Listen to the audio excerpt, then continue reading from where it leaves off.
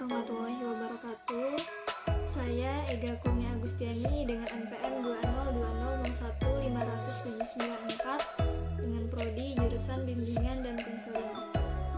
Sebelumnya, video ini dibuat untuk memenuhi tugas akhir dari mata kuliah Teknologi Informasi yang mengenai Cyber Counseling.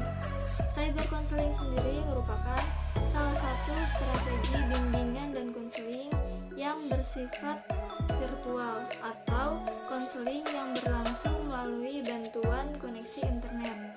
Contohnya seperti melalui via Zoom, WhatsApp, Google Meet, email, Facebook, dan lain sejenisnya.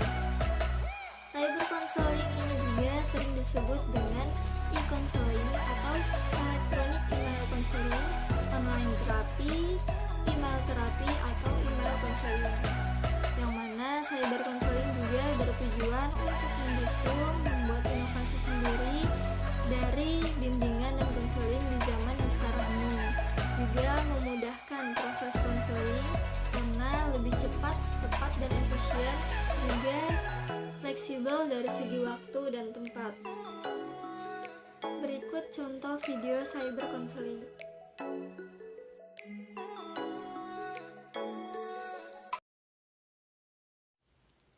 Halo, assalamualaikum. Waalaikumsalam, Bu. Halo Mbak, selamat siang. Selamat siang. Sebelumnya silahkan bolehlah kita perkenalan dulu supaya kita bisa saling kenal. Kalau boleh tahu dengan nama siapa Mbak? Perkenalkan, nama saya Risma Aulia Mayani. Oh, namanya Mbak Risma. Mbak Risma, perkenalkan nama saya Ega Kurnia Agustiani. Saya sebagai konselor yang akan membantu Mbak Risma dalam sesi konseling hari ini ya. Oh baik, saya panggilnya Ibu atau Kakak ya? Ya, silahkan boleh panggil saya apa aja, bebas. Kak boleh, Ibu juga boleh, senyamannya Mbak Risma aja. Oh baik, kalau begitu saya panggil Ibu saja ya. Iya Mbak, silahkan. Oh iya Mbak Risma, kalau boleh tahu kesibukannya apa sekarang? Kesibukan saya sehari-hari yaitu mengurus rumah tangga, karena kebetulan saya sudah menikah dan ya keseharian saya dihabiskan lebih banyak di rumah. Oke, nah sebelumnya saya ucapkan terima kasih kepada Mbak Risma karena telah menyempatkan waktunya untuk memberanikan diri secara sukarela tanpa paksaan untuk konseling di lembaga kami. Oh iya, saya mau tanya, apakah Mbak Risma sebelumnya sudah pernah melakukan konseling?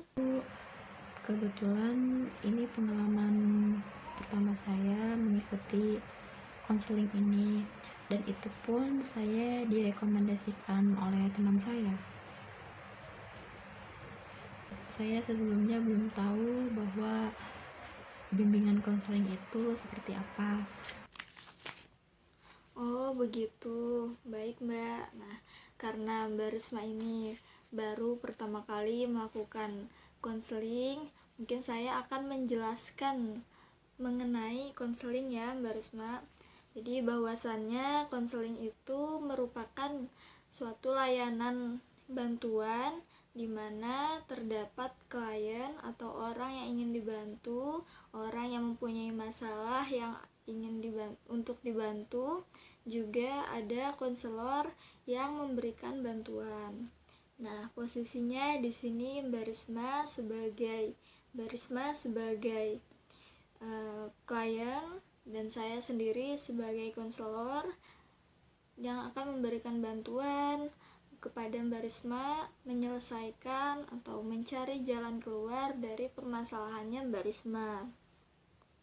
Nah, harapannya karena kita sedang konseling, harapannya Mbak Risma bisa menyampaikan isi hatinya, permasalahannya, unek-uneknya dengan natural. dengan apa adanya, dengan secara terbuka, tidak ada yang ditutup-tutupi. Di sini kita sifatnya terbuka, kita mencari jalan keluar dari permasalahannya Mbak Risma. Nah, tapi semua itu kita kembali lagi kepada Mbak Risma sendiri yang menentukan pilihannya. Adapun saya di sini hanya membantu Mbak Risma untuk mencari jalan keluar, membimbing serta mengarahkan Mbak Risma. Adapun yang menentukan menjalani itu semua tergantung kepada Mbak Risma sendiri. Di sini saya terikat oleh kode etik ya Mbak Risma. Jadi nanti apa yang Mbak Risma katakan atau ceritakan, apa yang kita konseling hari ini itu menjadi kebijakan dan saya menjamin kerahasiaannya Mbak Risma. Oke. Nah, Mbak Risma sekarang boleh menceritakan atau mencurahkan perasaannya, unek-uneknya apa yang dirasa Mbak Risma hari ini, dan saya akan bersedia untuk mendengarkan Mbak Risma. Baik Bu, saya akhir-akhir ini sering merasakan takut, cemas, khawatir berlebih, dan juga tidak percaya diri.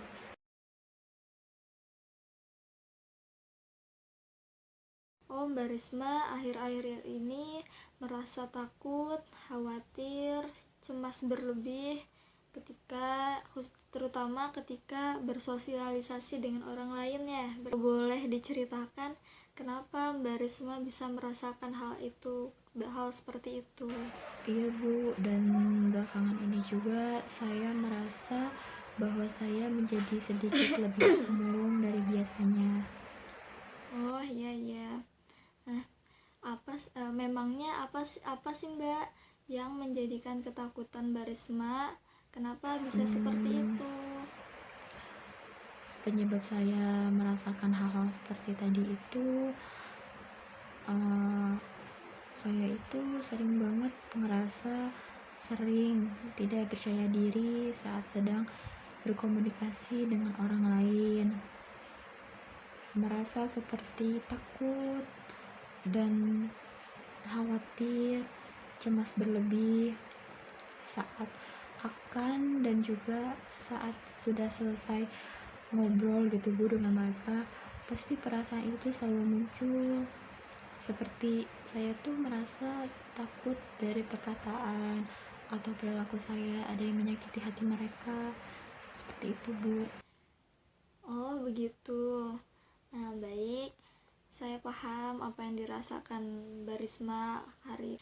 Memang ya yang namanya rasa takut, khawatir, rasa cemas itu rasa kurang percaya diri, pasti semua orang itu pernah mengalami hal itu dan itu merupakan hal yang wajar Mbak Risma. Jadi jangan merasa kecewa atau sedih akan hal itu karena itu merupakan hal yang wajar. Nah, tapi kita bisa meminimalisir atau menghilangkan rasa takut, rasa cemas, rasa khawatir itu.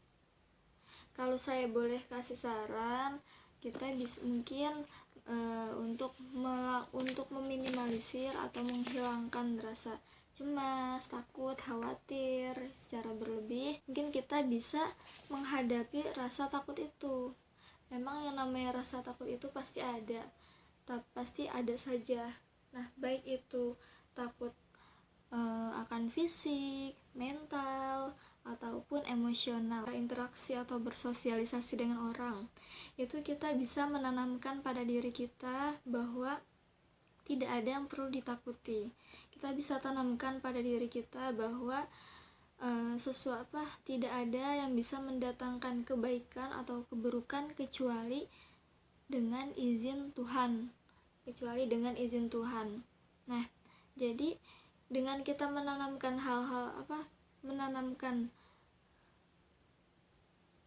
pemikiran yang positif, nah kita akan menjadi positif pikirannya Mbak Risma.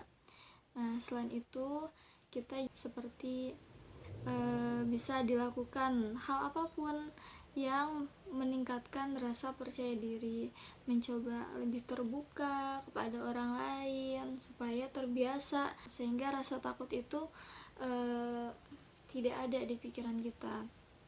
Nah, kita juga bisa berhenti membandingkan diri dengan orang lain.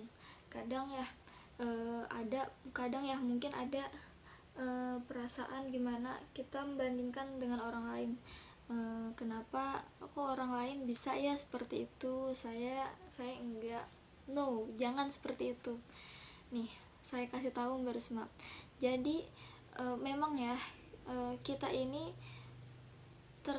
tercipta sebagai manusia, makhluk yang sempurna, dan setiap orang itu sama pada dasarnya, sama-sama waktu lahir gak bawa apa-apa, terus kita juga sama-sama makan nasi, terus kita juga mati gak bawa apa-apa. Jadi apa sih, gak perlu ada yang ditakutin, gak perlu ada yang dibanding-bandingin gitu.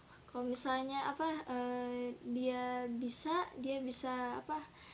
percaya diri atau dia nggak takut, kenapa saya takut ya? Harusnya saya juga bisa berani gitu. Kita jadi jangan membandingkan diri dengan orang lain, hilangin pikiran-pikiran seperti itu. Kita harus positif pikirannya sama diri kita, supaya rasa takut, rasa cemas, rasa khawatir itu bisa hilang, sehingga kita bisa menjadi pribadi yang lebih percaya diri lagi gitu Mbak Risma. Oh begitu ya Bu. Baik Bu, terima kasih atas saran yang Ibu berikan kepada saya. Nanti saya ke depannya akan mencoba untuk menjalankan saran yang Ibu berikan tadi. Nah, sekarang apakah Mbak Risma sudah merasa lega, atau mungkin masih ada yang ingin disampaikan atau diceritakan lagi? Sebenarnya saya masih ada yang ingin diceritakan. Dan yang kedua, akhir-akhir ini saya juga sering merasakan jenuh, bosan gitu. Karena mungkin kebanyakan aktivitas saya kan dihabiskan di rumah gitu ya Bu. Jadi saya sering merasakan tuh setelah melakukan aktivitas tersebut sering merasakan jenuh, bosan dengan pekerjaan yang itu saja, seperti itu. Oh, Mbak Risma akhir-akhir ini merasa jenuh, bosan karena melakukan pekerjaan yang membuat Mbak Risma merasa bosan, jenuh ya. Ya, baik Mbak Risma. Yang namanya kita melakukan kegiatan atau sesuatu, baik itu pekerjaan ataupun aktivitas apapun itu, atau bahkan orang yang belajar, yang sekolah, yang bekerja dan lain sebagainya, itu juga pasti ada rasa bosan ketika kita melakukan sesuatu yang diulang secara terus menerus. Itu pasti ada yang namanya rasa bosan. Tapi kita bisa melakukan sesuatu untuk menghilangkan rasa bosan atau jenuh itu. Nah, mungkin sesekali diselingi dengan melakukan aktivitas yang aktivitas yang kita suka, mungkin dengan melakukan aktivitas yang disuka, atau kalau Mbak Risma bisa diselingi nonton film yang disuka ya. Itu juga bisa menambah itu juga bisa menaikkan mood kita, jadi nggak bosen. Atau bisa mengobrol dengan intens dengan keluarga, bisa senda gurau, bisa cerita. Selain menghilangkan rasa bosan, dengan kita mengobrol, bercerita, senda gurau dengan keluarga, itu akan meningkatkan kedekatan kita dengan keluarga. Mungkin kita juga bisa dengan olahraga yang disenangi, atau olahraga hal yang dasar-dasar aja kayak senam, yoga, atau melakukan peregangan gitu. Bisa juga dengan menulis, menggambar. Kalau Mbak Risma suka, bisa menyalurkan hobinya, mencoba hobi baru seperti eksperimen masak nih. Misalnya lihat YouTube, saya pengen nyoba masak ini, belum pernah saya masak nih, saya coba. Atau mau bikin kue. Nah, kadang ya kalau kita tuh ketika melakukan sesuatu seperti contohnya masak nih, pasti adalah rasa senang tersendiri gitu, karena kita bisa merasakan masakan yang kita masak gitu. Atau dengan membaca buku, menonton video motivasi dan lain sebagainya. Atau mungkin sesekali kita perlu quality time sama keluarga. Mungkin karena Mbak Risma nih sudah berpasangan, sudah berkeluarga, mungkin sesekali bisa tuh weekend main keluar, sekedar jalan-jalan santai, atau beli makanan atau makan makanan yang disuka. Nah, itu juga bisa tuh mengurangi rasa jenuh, menghilangkan rasa bosan itu. Begitu Mbak Risma. Oh, seperti itu ya Bu. Baik Bu, terima kasih atas semua saran yang Ibu berikan kepada saya. Mungkin nanti saya akan mencobanya dan melakukan saran dari Ibu tersebut. Oke, baik, sama-sama Mbak Risma. Nah, sekarang apakah Mbak Risma sudah merasa cukup pada konseling hari ini, atau mungkin masih ada nih yang ingin disampaikan lagi? Sepertinya itu saja Bu, sudah cukup. Mungkin lain kali saya akan mencoba konseling lagi ke Ibu jika dirasa saya sedang mengalami kesulitan atau butuh saran dari orang lain. Oke, baik. Kalau misalnya nanti Mbak Risma ada lagi mungkin yang ingin disampaikan, nanti Mbak Risma bisa menghubungi, atau kita bisa bertemu lagi kembali di lain waktu ya Mbak Risma. Iya Bu, jika nanti saya ingin konseling lagi, saya akan menghubungi Ibu kembali. Ya, baik Mbak Risma, mungkin karena tidak ada yang ingin disampaikan lagi, dan saya rasa mungkin sesi konseling ini sudah cukup. Kita bisa mengakhiri sesi konseling hari ini. Mungkin cukup sekian dari saya. Bila mana banyak salahnya, banyak kurangnya dari saya, mohon maaf yang sebesar-besarnya. Sekian dari saya. Wassalamualaikum warahmatullahi wabarakatuh. Iya Bu, sama-sama. Waalaikumsalam warahmatullahi wabarakatuh.